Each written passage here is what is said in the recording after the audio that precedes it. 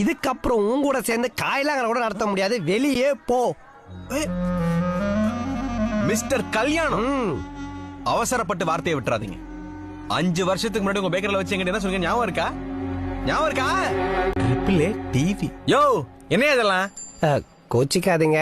உங்களை எப்படியாவது இம்ப்ரெஸ் பண்ணி உங்கள் ட்ரிபிள் ஏ சேனலில் நான் அசிஸ்டண்ட்டாக வேலைக்கு சேரணும். அதுக்காக தான் இப்படியெல்லாம் பண்ணேன். MD sir. எம்டி? ஃபோன் பனேகா உமாபதி, பொழக்க போகுது யார், இப்படி நிறைய புது புது கான்செப்ட்லாம் எழுதி வச்சிருக்கேன். நீங்கள் மட்டும் உங்கள் அசிஸ்டண்ட்டாக என்னை சேர்த்துக்கிட்டீங்கன்னா உங்கள் காலில் இருக்க செருப்பாக தேஞ்சு கடைசி வரைக்கும் உங்கள் கூடயே இருப்பேன்.